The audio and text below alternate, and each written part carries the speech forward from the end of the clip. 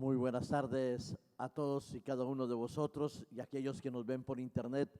También os deseamos una cordial bienvenida y que la paz, el amor y la bendición de nuestro Señor Jesucristo sea con todos y cada uno de vosotros. Para comenzar este hermoso momento de adoración a Dios, lo haremos entonando las estrofas del himno 434, Jesús es mi vida. Y es una canción que expresa gratitud, alabanza y esperanza. Vamos a cantarlo con fuerza y con buen ánimo. 434.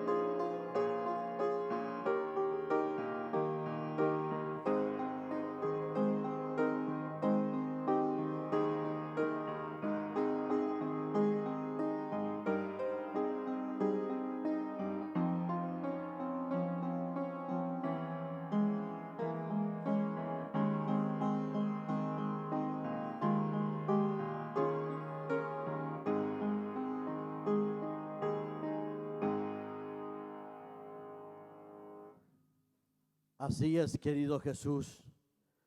Tú eres nuestro gran amigo, nuestro mejor amigo, nuestro exclusivo y mejor amigo. Gracias, Señor, porque tú conoces todos nuestros porqués de la vida, porque tú entiendes el cómo de nuestro devenir, porque tú eres un guía infalible, porque tú eres un consolador admirable. Gracias, Señor, porque tú has elegido al pastor Carlos Catalán para que nos hable de tu parte, porque ha elegido un tema que seguro está siendo dirigido por ti. Necesitamos, Señor, ser oidores y hacedores de tu voluntad. Por eso, con toda humildad delante de ti, inclinamos nuestros rostros para pedir perdón por nuestros pecados y nuestras faltas, para suplicar que el Espíritu Santo culmine en cada uno de nosotros la obra que comenzó. Y que así, Señor, tal como somos, vayamos a ti, porque tú nos recibes como nosotros somos, para hacernos como tú quieres que seamos. Que tu paz, tu amor, tu bendición y tu consolación esté con todos y cada uno de los que sufren, de los que te buscan y de los que están atentos a tu palabra. Que en Jesús te lo pedimos. Amén.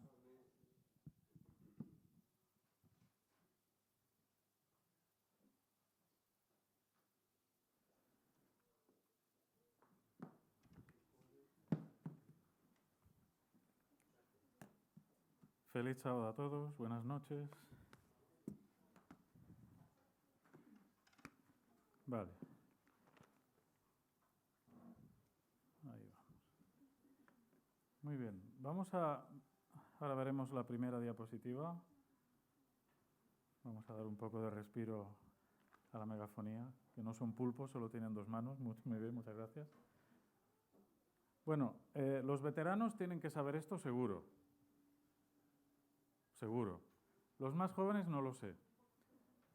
Cuando yo pongo este título, El muchacho de la sábana, y este texto, que aún no hemos leído, ¿ya sabemos de quién estamos hablando? Muy bien, Marcos. Vamos a leer el texto porque es muy curioso. La primera vez que uno lee este texto, yo me acuerdo cuando lo leí la primera vez, me sorprendió muchísimo porque es como que dices, ¿y este quién es? ¿De dónde ha salido este? Que está en el huerto de Getsemaní, cubierto con una sábana nada más, están a punto de prenderlo y se va desnudo. Ahí lo tenéis a la izquierda de la foto. Le hemos hecho una pincelada con Photoshop para que no se vean cosas, no sea que alguno se sintiera molesto, así que no se ve nada, es como Superman, lleva el calzoncillo por fuera. Vamos a ver Marcos 14, versículo 51. El joven que huyó, pone el subtítulo en mi Biblia, y dice: pero cierto joven lo seguía, cubierto el cuerpo con una sábana. Lo prendieron, pero él, dejando la sábana, huyó desnudo. Llegaron a prenderlo. Este joven está siendo testigo de lo que está ocurriendo en el huerto de Getsemaní y de repente aparece en el relato. Bueno, es curioso. Vamos a desvelar, ya se ha dicho quién es, pero algunos datos sobre este personaje. Estamos hablando de Marcos y estamos hablando además del escritor de este evangelio. Bueno, hay una cosa muy lógica que te dice la evidencia textual, que esta historia no se cuenta en ningún otro evangelio, solo se cuenta aquí. Entonces, a partir de otras evidencias que vamos a ir viendo, la conclusión es bastante evidente. El que lo ha vivido es el que lo cuenta, porque no se cuenta en ninguna otra parte. Y se cuentan otros detalles de la vida de Jesús, y hay otros evangelios que recogen detalles más interesantes todavía que no aparecen aquí, pero esto aparece aquí, y es muy curioso. Si hablamos de Marcos, bien, vamos a ver, vamos a darle un poco, creo que le falta pila, ¿eh? ¿Está bloqueado? Vale, entonces ya no es la pila. Pues vamos a ir avanzando para no perder mucho tiempo. El nombre entero es Juan Marcos. Juan Marcos. ¿De dónde sale? Como veis, tiene nombre judío y nombre romano. Así que lo que sabemos es que la madre era judía y el padre era romano. Vamos a leer un texto en Juan, capítulo 20, donde tenemos una evidencia que vale la pena tener en cuenta. Juan capítulo 20, versículos 19 y versículo 26. Mirad, dice: Cuando llegó la noche de aquel mismo día, el primero de la semana, estando las puertas cerradas, en el lugar donde los discípulos estaban reunidos por miedo de los judíos, llegó Jesús y puesto en medio les dijo: paz a vosotros. Versículo 26. 8 días después estaban otra vez sus discípulos dentro y con ellos Tomás. Llegó Jesús, estando las puertas cerradas, y se puso en medio y les dijo: Este lugar donde están escondidos, por miedo a lo que pueda pasar, es el mismo lugar del aposento alto, ¿de acuerdo?, donde han hecho la Santa Cena. La cuestión es que es un lugar que ofrece seguridad a Jesús, porque siendo el padre de Marcos romano, ningún judío va a ir a molestar a casa de un romano. Así que esta es una ventaja que ofrecía la casa de Juan Marcos, porque, bueno, allí nadie les iba a molestar. Vemos un texto en Hechos, hacemos un salto rapidito, Hechos capítulo 12. ¿Se ha desbloqueado? Pregunto. Vale. Así no nos perdemos un poquito, vamos siguiendo. Hechos capítulo 12 y versículo 12. Aquí tenemos el nombre de la mamá de Marcos. Dice: al darse cuenta de esto, está relatando, llegó a casa de María, la madre de Juan, el que tenía por sobrenombre Marcos. Estaban allí reunidos orando. Era costumbre reunirse en casa de Juan Marcos, cuya mamá era María. Por eso sabemos que la mamá era judía y el padre romano. Por cierto, debió de ser un romano simpático y agradable a la fe cristiana. De hecho, el detalle de que estuviera casado con una mujer judía es significativo. No todos los romanos querían ese tipo de asociaciones, pero el hombre debía estar enamorado de su mujer. María se llamaba, así que María seguramente debió de simpatizar. Esto es una suposición, no está escrito en la Biblia, pero digo yo que era más lógico que simpatizara con Jesús y su causa una persona judía que un romano. En todo caso, la casa de Juan Marcos sirve de lugar donde pueden reunirse tranquilamente, sin ser molestados, porque les ofrece seguridad. Allí no va a ir nadie del Sanedrín a molestar, porque al ciudadano romano le bastaba protestar a las autoridades romanas y los judíos siempre tenían las de perder. Así que es un lugar que ofrece a Jesús protección. Muy bien. Entonces, algunos por eso dicen que estos detalles nos hablan con claridad de que Marcos es el autor de este evangelio que lleva su nombre. Acompaña a Pablo y a Bernabé hasta Antioquía. Vamos a ver Hechos capítulo 13. Lo tenemos aquí mismo ya. Hechos capítulo 13, versículo 4, dice: ellos entonces, enviados por el Espíritu Santo, descendieron a Seleucia y de allí navegaron a Chipre. Versículo 13, hago un salto. Habiendo zarpado de Pafos, Pablo y sus compañeros llegaron a Perge de Panfilia, pero Juan, apartándose de ellos, volvió a Jerusalén. Aquí se le llama por el nombre judío, pero es Juan Marcos, luego lo veremos, porque lo que no te dice en un texto te lo dice en otro. Entonces, cuando completas el puzzle, te das cuenta de que estás hablando de la misma persona. Así que Juan Marcos tiene espíritu misionero. Juan Marcos es una persona que ha estado cerca de Jesús, porque en su casa se han celebrado algunas reuniones importantes, y hay un momento en que Juan decide marcharse a casa. No da la Biblia las razones, se va a Jerusalén y un poco deja tirados a Pablo y a Bernabé. Esto a Pablo le sienta fatal, fatal. La Biblia dice, lo vemos ahora en el texto que sigue, en Hechos 15, que tuvieron una discusión Pablo y Bernabé. La palabra que emplea la Biblia es una discusión muy fuerte, muy fuerte. Es ese tipo de discusiones que pueden separar una amistad. La palabra que se emplea es muy enfática. Vemos el versículo 37. Bernabé quería que llevaran consigo a Juan, el que tenía por sobrenombre Marcos. ¿Veis? Aquí tenemos la explicación de quién es este Juan. Estamos hablando de Juan Marcos. Pero a Pablo no le parecía bien llevar consigo al que se había apartado de ellos desde Panfilia y no había ido con ellos a la obra.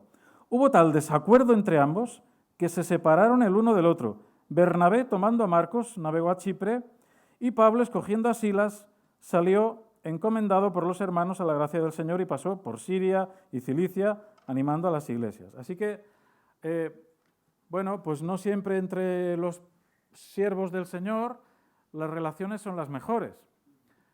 Yo veía en este caso entre pastores, ¿verdad? Que hay dos pastores que discuten de manera muy fuerte, muy fuerte. Así que cada uno se va por su camino con el acompañante que ve más oportuno. Y Bernabé, a pesar de la amistad que le une con Pablo, apuesta por Juan Marcos, apuesta por él. Algo ha visto en Juan Marcos.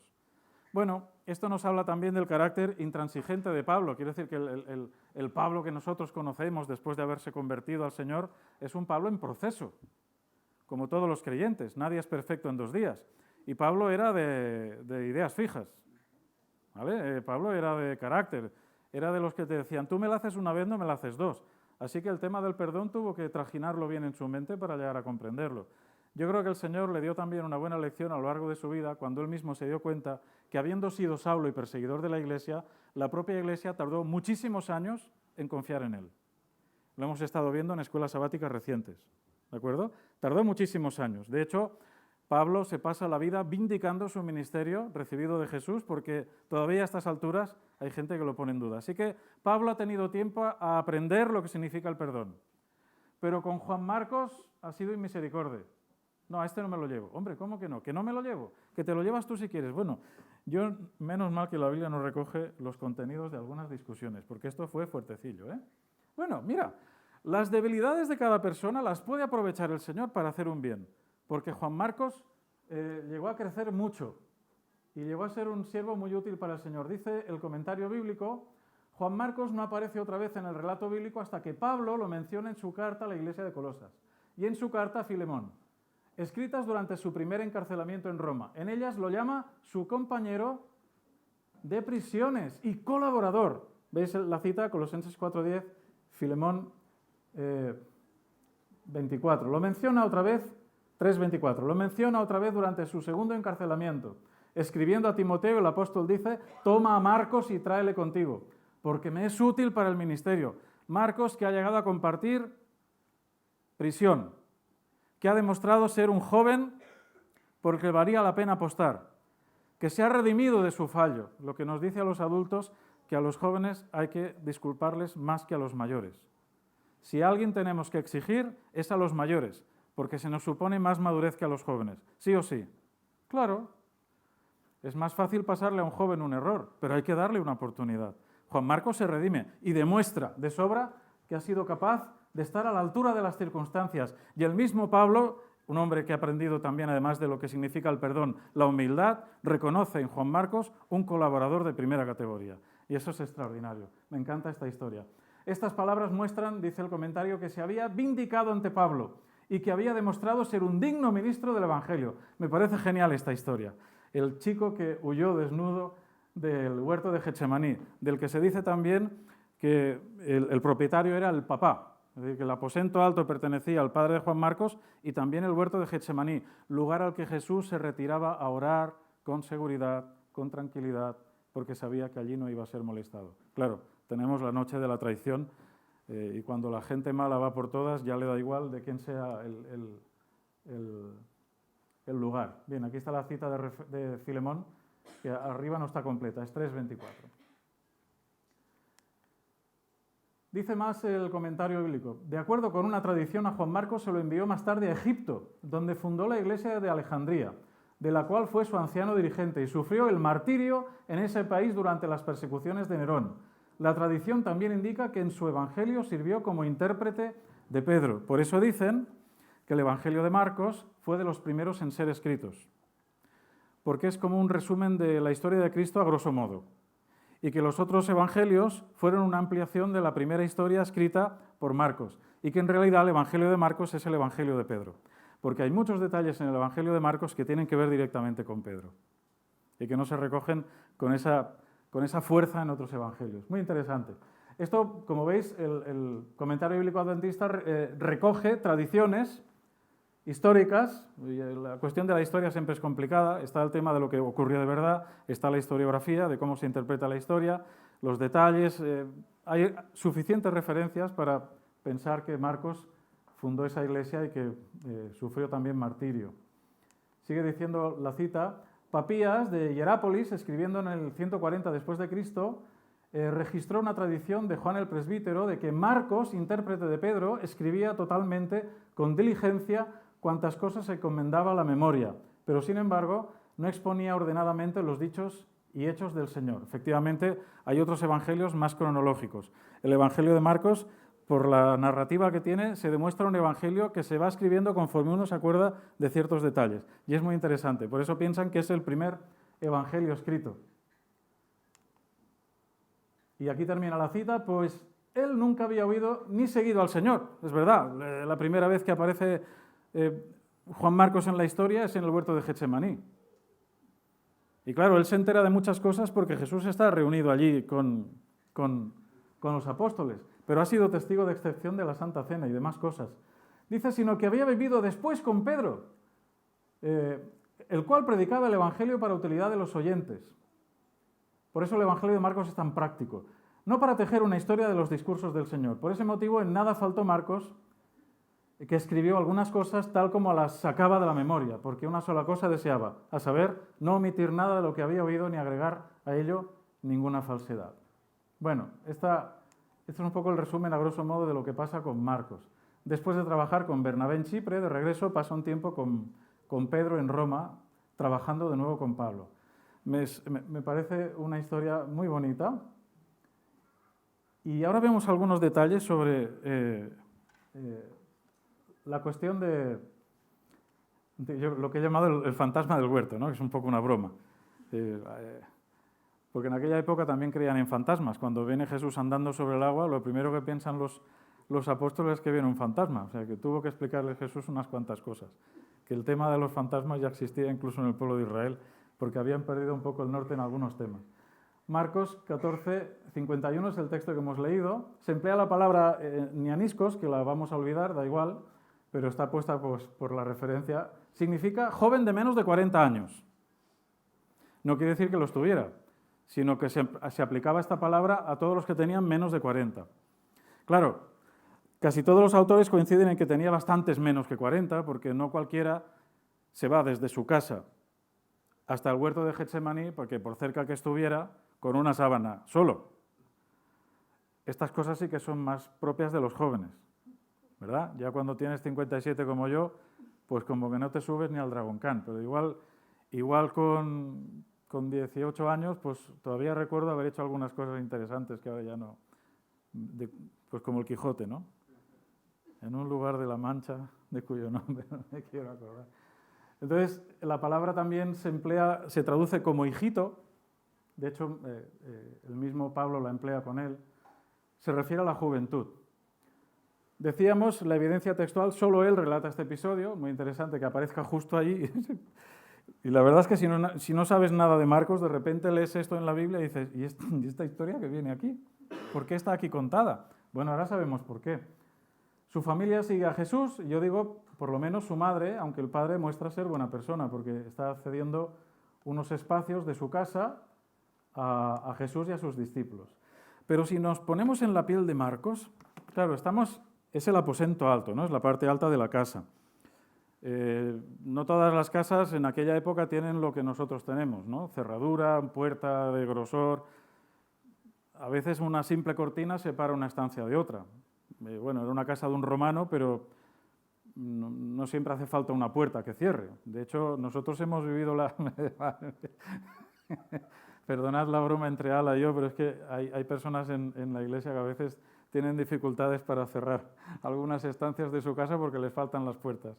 Así que ya comprende lo que es perfectamente un cortinaje que separe el pasillo de una habitación. Bueno, cuando nosotros éramos, bueno, yo muy niño, pero algunos eran más jóvenes, no cerrabas la puerta de la calle. La gente entraba y salía de su casa, en los pueblos sobre todo, incluso si me apuras en las ciudades, porque yo de pequeño lo he visto, puertas abiertas en la calle, lo he visto yo de pequeño, en Barcelona, o sea que no hace falta irse a un pueblo. Pero en general se vivía más tranquilo. En este contexto, pues imaginaos, el tema de las puertas no es lo más importante. Por eso algunos dicen que la intriga que sintió este joven por saber qué ocurriría después no le dejó estar quieto en casa y siguió a Jesús cubriéndose con una sábana, porque él ya estaba en cama.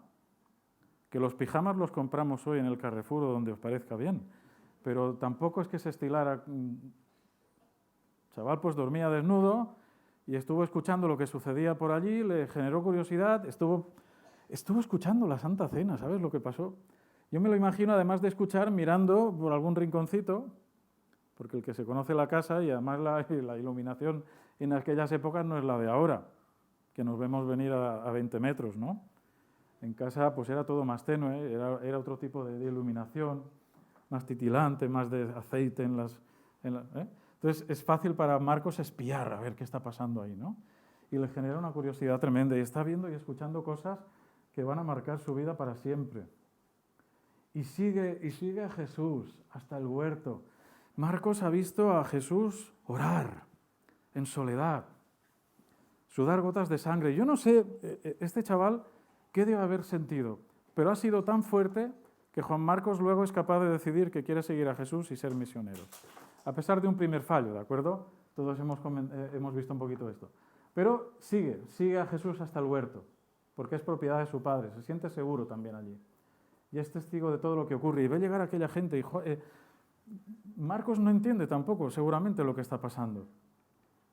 Ve a Jesús sufriendo, ve a Jesús como nunca lo ha escuchado antes, quizá, y bueno, seguramente, y ve llegar a toda esta gente, que no eran pocos, para aprender a Jesús.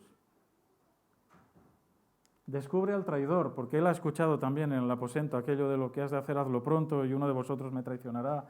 Y ahí Marcos está viendo también asombrado cómo Judas viene con toda aquella gente a entregar al maestro. Es curioso ver o tratar de imaginar la pasión, Getsemaní, la Santa Cena, desde los ojos de Juan Marcos, un joven que quedó impresionado. Es muy importante esto. Ve el beso del traidor. Hay mucha gente en el huerto. Claro, llega un momento en que por bien situado que estés en el huerto y por bien que te lo conozcas, tú que vas con una sábana y aquella gente pues va con antorchas, ¿no es cierto? Al final lo pillaron, al final lo vieron, porque hay demasiada gente. Alguien lo vio. Tuvo tiempo también de ver pues cómo Pedro arremete contra Malco, le corta la oreja y bueno, porque falló el tiro o porque Malco se apartó, porque Pedro iba por todas. ¿Vale? Lo de la oreja es una anécdota, pero Pedro sacó la espada para hacer daño de verdad, para defender a su maestro. Lo que pasa es que reflejos de uno o fallo del otro, no lo sé. Juan Marcos es testigo de esto. Juan Marcos es testigo, como dice Elena White, como cuando Jesús, en un momento dado en que la turba está allí, en aquel caos que organizan, su divinidad fulgura. Y él dice, ¿pensáis que yo no podría pedir a mi Padre una legión de ángeles? He venido a lo que he venido, ¿no? No he venido a... Guarda la espada, no es con espada. Es esta situación y ahí Jesús muestra, y Marcos también lo ve, como lo ven los demás. Y finalmente, pues la huida desesperada, ¿no? La huida desesperada, desnudo. De hecho, el texto dice que lo apresaron. Pero claro, es fácil tironear de la ropa, pero si solo llevas una sábana, debió de pensar, no sé, yo me pongo en su situación, qué compromiso, ¿no? Porque claro, su padre era romano. Yo creo que Juan Marcos huyó no tanto por él, sino por no hacer quedar mal a su familia. Evidentemente tuvo que tener miedo, porque aquella gente iba por todas. Pero igual que tampoco se llevaron nadie más que a Jesús, no se llevaron a los apóstoles. Es verdad que todos huyeron, pero podían haberlos llevado a todos. Se llevaron a Jesús. Pero claro, este iba cubierto con una sábana, encima era hijo de quien era. Así que Juan Marcos dice, yo me largo, desnudo. Regresó a su casa desnudo, no sé por qué calles debería de ir, pero claro, ya no eran horas de ir paseando por la calle. Así que tuvo suerte y no se encontró con nadie. Juan Marcos. ¿Cuántas personas a veces siguen a Jesús a partir de la curiosidad? ¿Cuántas personas siguen a Jesús porque les ha impresionado algo que han visto? Son capaces de hacer algún disparate como el de Juan Marcos, bendito disparate, ¿no es cierto?, de seguirlo hasta el huerto, pero son testigos de excepción de cosas y de hechos extraordinarios. Hay personas que siguen a Jesús de lejos, cubiertos por una sábana por no ir desnudos, ¿no? Pero también tratando de ocultar quién es. ¿Podía haberse vestido? Tuvo tiempo de vestirse Juan Marcos, ¿sabéis? No es que huyera de casa porque las cosas fueran tan deprisa, porque ponerte una túnica cuesta algo. Yo digo que tiene que ser muy cómodo vestir una túnica. No tienes que preocuparte más que de ponértela encima y salir. Es que no lo hace, se pone una sábana. O sea, él está en su habitación ya para dormir, pero y puede ser que haya estado luchando entre los sigo, me quedo, los sigo, me quedo, va, los sigo, ya no tengo tiempo de vestirme. Y entonces se pone la sábana y se va detrás de Jesús. A mí me parece una historia muy bonita que el Evangelio la recoja, porque además nos hace conocer de cerca a Juan Marcos, que bien jovencito ha demostrado ser bastante valiente, suficientemente valiente como para ser apresado incluso. Claro, porque debió llamar la atención. Si tú ahora eres de la guardia y ves a los discípulos allí pues haciendo lo que están haciendo con Jesús, ¿no? Y de repente aparece por allí un polizón, ¿no? Esto sería lo que es un barco cuando te metes en un viaje. Esto ya no se lleva mucho, ¿no? Pero el polizón es el que se mete en un viaje de extranjis para que no lo pillen, ¿no? Este es un polizón. ¿Qué hace este chaval ahí en el huerto? Pues la curiosidad de apresarlo es grande. Lo toman, claro, a ver quién es este. ¿Qué hace aquí este con una sábana? Bueno, pensad en vuestra vida, yo pienso en la mía.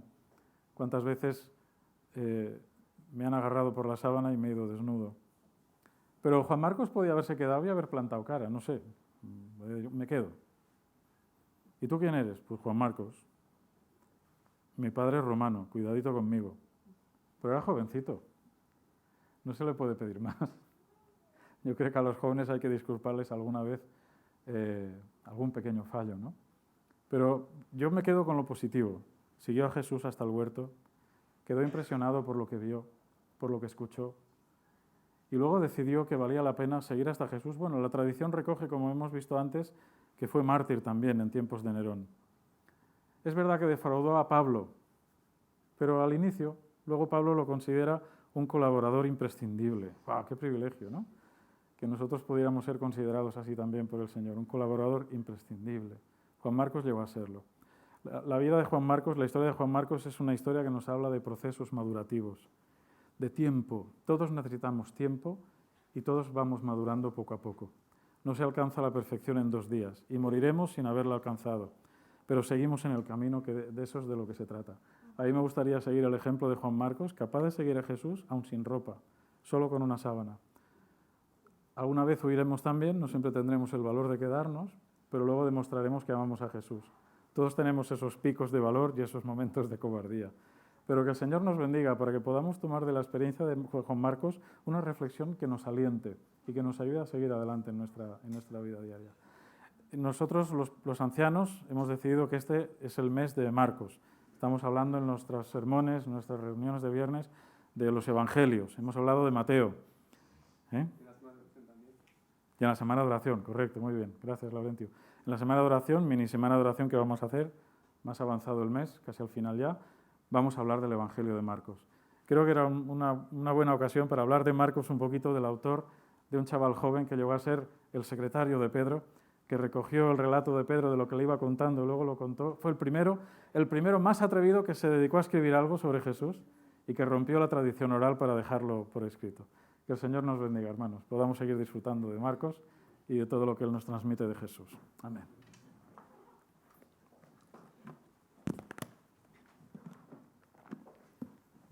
Me he quedado sin gafas.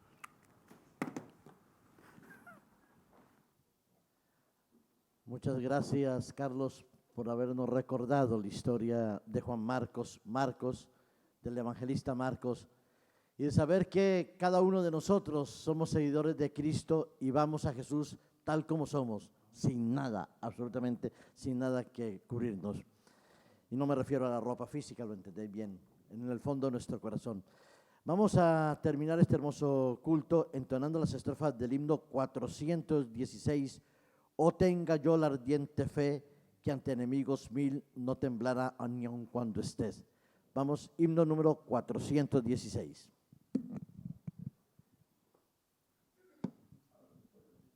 Ahora esperamos un poquito a que salga, que la megafonía hoy tiene esos problemas que arranca cuando quiere y se bloquea cuando le apetece.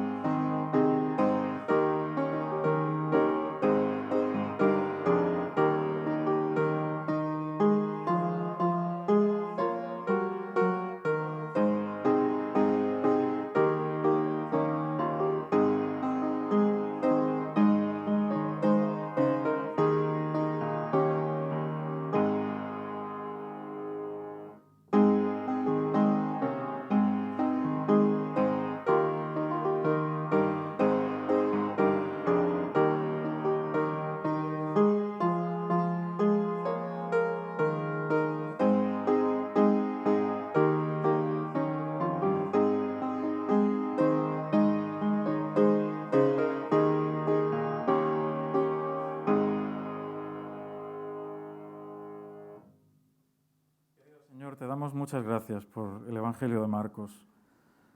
Gracias por un joven que tuvo el valor de apostar por ti, de dedicar su vida a ti, que quedó impresionado de una manera imborrable por lo que vio y quiso contarlo al mundo, compartirlo.